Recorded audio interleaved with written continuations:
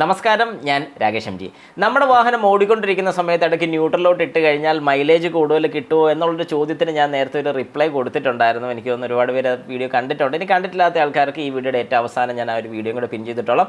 Just ഒന്ന് കണ്ടു നോക്കുക. എന്നാൽ അതിനോട് റിലേറ്റ് ചെയ്തൊരു സംശയം എൻ്റെ ഒരു സബ്സ്ക്രൈബർ ചോദിച്ചിട്ടുണ്ടായിരുന്നു. ചോദിച്ചിരിക്കുന്നത് അഖിലേഷ് ആണ് ചോദിച്ചിരിക്കുന്നത്. ചോദ്യം ഇങ്ങനെയാണ്: 4th ഗിയറിൽ ഓടിക്കൊണ്ടിരിക്കുന്ന കാർ സ്റ്റോപ്പ് ചെയ്യുന്നതിന് മുമ്പ് ന്യൂട്രലിട്ട് കുറച്ച് ദൂരം ഓടി ബ്രേക്ക് ചെയ്ത് നിർത്തുന്ന രീതി എന്തെങ്കിലും കുഴപ്പമുണ്ടോ?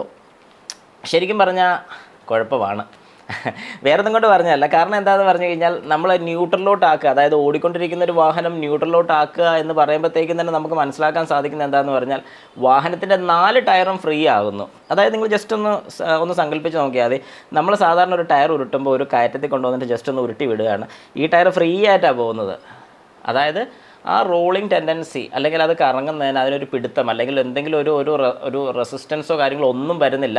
ഫ്രീ ആയിട്ട് അത് റോൾ ചെയ്ത് പോവുക, പ്രത്യേകിച്ച് ഒരു ഇറക്കം കൂടെ ഉണ്ടെങ്കിൽ. അപ്പോൾ നമ്മുടെ വാഹനത്തിൽ എന്താ സംഭവിക്കുന്നത് ചോദിച്ചാൽ നമ്മുടെ വാഹനത്തിൻ്റെ ബോഡിയെ വരുന്നൊരു വെയിറ്റ്, ആ ഒരു വെയിറ്റ് ഫുള്ള് ഈ ടയറിൽ ഡിപ്പെൻഡ് ചെയ്താണ് ഇരിക്കുന്നത്. ഈ ടയർ സ്പീഡിൽ കറങ്ങിക്കൊണ്ട് പോവുക. കാരണം എന്താണെന്ന് പറഞ്ഞൊരു മൊമെൻറ്റോ ഉണ്ടായി അവിടെ, അല്ലെങ്കിൽ ഒരു ഫോഴ്സ് ഉണ്ടാകുകയാണ്.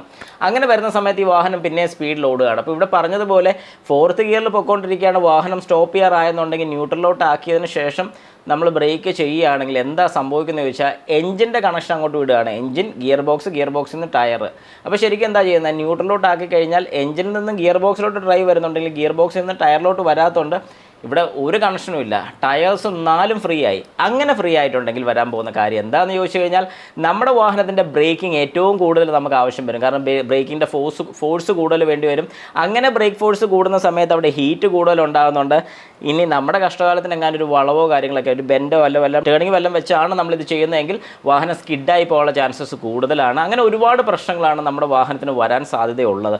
അതുകൊണ്ട് കഴിവതും നിങ്ങളുടെ വാഹനം നിർത്തുന്ന സമയത്ത്, അതായത് ഏകദേശം ഒരു 10 കിലോമീറ്റർ സ്പീഡൊക്കെ ആകുമ്പോഴത്തേക്ക് ന്യൂട്രലാക്കിയാലും കുഴപ്പമില്ല, നമുക്കൊരു ബ്രേക്കിംഗ് ഡിസ്റ്റൻസ് ഈ പറയത്തൊക്കെ വലിയൊരു ബുദ്ധിമുട്ട് വരുന്നുമില്ല. അതുകൊണ്ട് കഴിവതും നമ്മൾ ശ്രദ്ധിക്കേണ്ട ഒരു കാര്യം എന്ന് പറഞ്ഞാൽ ഏത് ഗിയറിൽ പോവാണല്ലോ, ഇപ്പോൾ 5th ഗിയറിൽ പോവാണ്, സഡനായിട്ട് നമുക്കൊന്ന് 0 വരേണ്ടി വന്നു, അങ്ങനെയാണെങ്കിൽ ഒരു 10 കിലോമീറ്റർ സ്പീഡൊക്കെ ആകുമ്പോൾ നേരെ ന്യൂട്രലോട്ടാക്കിയോ, ഒരു കുഴപ്പം വരുന്നില്ല. ഇൻ കേസ് 5th ഗിയറിലായി നമ്മൾ ബ്രേക്ക് സഡനായിട്ട് ചെയ്യുന്ന സമയത്ത് വാഹനത്തിൻ്റെ എഞ്ചിൻ ഓഫായിപ്പോയി, എന്നാലും കുഴപ്പമൊന്നും വരാനില്ല. കാരണം അവിടെ പേടിക്കേണ്ട വലിയ പ്രശ്നങ്ങളോ കാര്യങ്ങളോ ഒന്നും തന്നെ ഉണ്ടാകുന്നില്ല. പക്ഷേ അതേ സ്ഥാനത്ത് വാഹനത്തിൻ്റെ ടയേഴ്സ് ഫ്രീ ആയിട്ടുണ്ടെങ്കിൽ ഒരു ആക്സിഡൻറ്റ് വരെ ഉണ്ടാകാനുള്ള ചാൻസസ് കൂടുതലാണ്.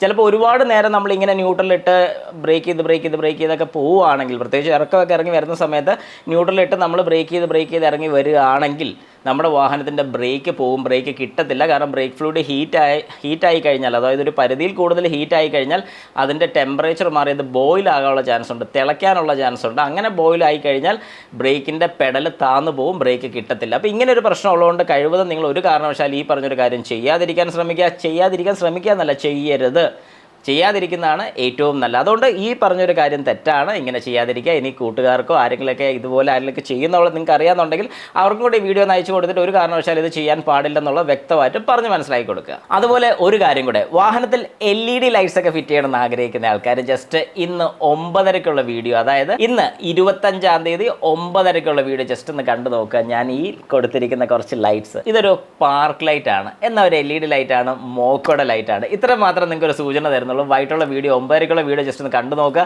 അതിനകത്ത് ഡീറ്റെയിൽഡ് ആയിട്ട് ഇതിനെക്കുറിച്ച് ഞാൻ പറയുന്നുണ്ട്. അപ്പോൾ എല്ലാവർക്കും നന്ദി, നമസ്കാരം.